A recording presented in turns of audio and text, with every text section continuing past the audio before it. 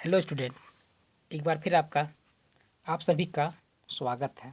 जैसा कि हम लोग पढ़ रहे थे पिछले भाग में भारत के विद्वानों का भूगोल में योगदान, जिसमें से हम लोग पढ़े थे सिंधु सभ्यता का जो भारतीय भूगोल के विकास में जो योगदान है उसे 6 कालों में बांट के हम लोग पढ़ रहे थे। उसमें से हम लोग सिंधु सभ्यता का काल, वैदिक काल, रामायण और महाभारत काल, बौद्ध तथा जैन धर्म का काल, पौराणिक काल और अशोक काल का अध्ययन किए थे। तो आइए आज फिर से थोड़ा सा अशोक काल से देखते हैं।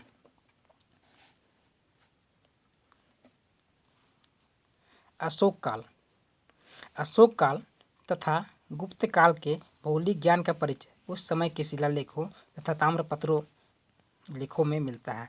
इस काल में ही महान वैज्ञानिक आर्यभट्ट का प्रादुर्भाव हुआ था।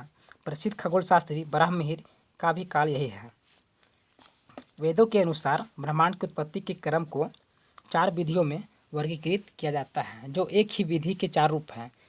वह रूप है: पहला, विश्वकर्मा क्रम से ब्रह्मांड की उत्पत्ति; दूसरा, आदि पुरुष अथवा विराट पुरुष की उत्पत्ति; तीसरा, ब्रह्म से विश्व की उत्पत्ति; चौथा, प्रजापति क्रम से विश्व की उत्पत्ति। तो आइए देखते हैं अगला पॉइंट। सृष्टि अथवा ब्रह्मांड की रचना, उसका विस्तार एवं विकास और उसका ह्रास में भी ऐसी ही चक्रीय व्यवस्था बनी हुई है।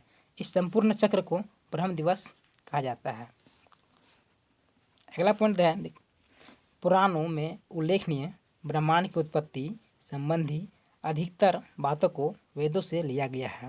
ये भी काफ़ी महत्वपूर्ण लाइन है दोस्तों। अगला पॉइंट है, हिरण्यगर्भ, इसे स्वर्णमय अंडाकार स्वरूप दिखाया जाता है। हिरण्यगर्भ में पुराणों में दिखा मिलता है, जो ब्रह्म का ही अंग माना गया है। इसे सृष्टि का ऊर्जामय आद्य पदार्थ का विकसित स्वरूप माना जा सकता है। अगला पॉइंट है दोस्तों, यजुर्वेद के अनुसार हिरण्यगर्भ से सबसे पहले सूर्य की उत्पत्ति हुई। अगला पॉइंट देखते हैं दोस्तों, इस समय के अधिकांश भारतीय ग्रंथों में चंद्रमा का ब्रह्मपुत्र कहा गया है। ये भी काफ़ी महत्वपूर्ण लाइन है दोस्तों। अगला पॉइंट है जो काफ़ी महत्वपूर्ण है, भारतीय ज्योतिष के सूर्य सिद्धांत के अनुसार सूर्य स्थिर है तथा पृथ्वी आदि दूसरे ग्रह चलायमान है, ठीक, जो काफ़ी आगे चल के काफ़ी सत्य सिद्ध हुआ। अगला पॉइंट देखते हैं दोस्तों, एक दूसरे ग्रंथ चंद्र ज्योतिष तथा ऋग्वेद में पृथ्वी को स्थिर और सूर्य की उसकी परिक्रमा करते हुए बताया गया था, जो आगे चल के गलत साबित हुआ। ये दोनों लाइन काफ़ी महत्वपूर्ण है। परंतु यजुर्वेद में पृथ्वी को अपने जनक सूर्य की परिक्रमा करते हुए बताया गया है। परंतु यजुर्वेद में पृथ्वी को अपने जनक सूर्य की परिक्रमा करते हुए बताया गया है, जो काफ़ी सत्य साबित हुआ। उपरोक्त इन बिंदुओं से दोस्तों पता चलता है कि हमारा भारतीय भूगोल का जो विकास हुआ वो यूनानी और रोमन कालीन विद्वानों के समक्ष अगर देखा जाए तुलना करके, तो उनसे कहीं आगे भारतीय भूगोल का विकास हो चुका था। अब देखते हैं इस काल के महत्वपूर्ण विद्वानों के द्वारा दिया गया योगदान को। अशोक काल के महत्वपूर्ण विद्वानों में भास्कराचार्य का नाम सबसे आगे लिया जाता है।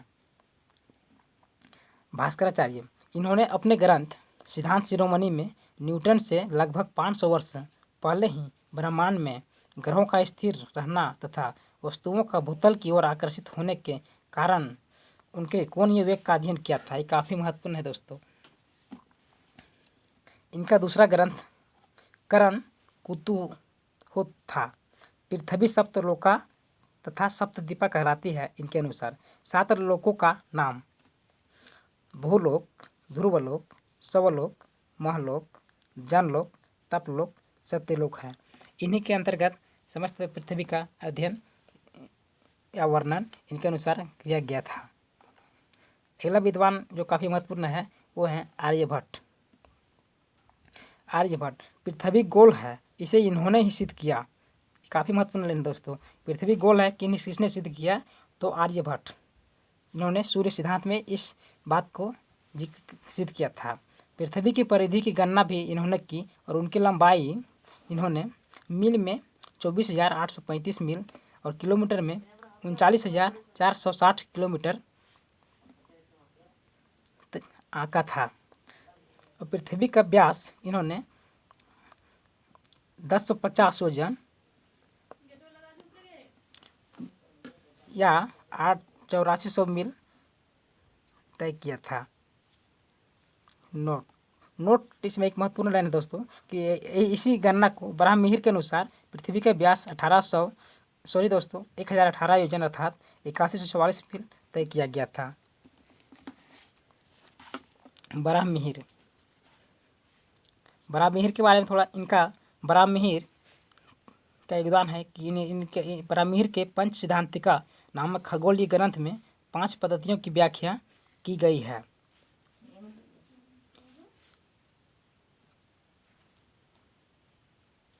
भारतीय कालमान पृथ्वी, सूर्य और चंद्रमा की गोल आकृतियाँ कालमान को निर्धारित करती है। गोल वृत्त 60 अंश के होते हैं, प्रत्येक अंश के 60 भाग होते हैं, जिसे कला के रूप में संबोधित किया गया है। और प्रत्येक भाग अर्थात प्रत्येक कला को 60 विभाग अर्थात सेकेंड में विभक्त किया गया है।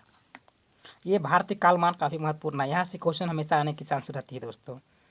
जैसे कि यहाँ पर एक बार फिर से देख लेते हैं।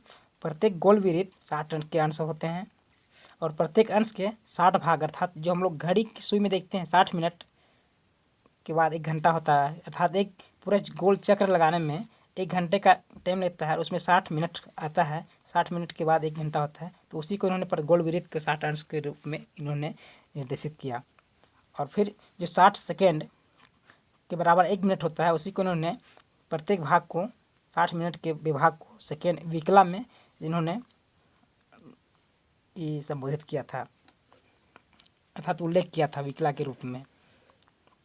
अर्थात कहीं क्वेश्चन आ जाए कि कला क्या है, कला कितने बराबर होता है, तो यह 60 अंश के बराबर एक कला होता है। और सेकेंड किसका निर्देश करता है, तो वो विकला को ही सेकेंड के रूप में जाना जाता है। पृथ्वी के अक्ष पर घूर्णन के कारण दिन रात होते हैं। ये भारतीय भूगोल के काफ़ी उदाहरण है दोस्तों। इसमें पृथ्वी के अक्ष पर घूर्णन के कारण दिन रात होते हैं तथा सूर्य के चतुर्दिक परिक्रमण के कारण ऋतुएं बदलती रहती हैं।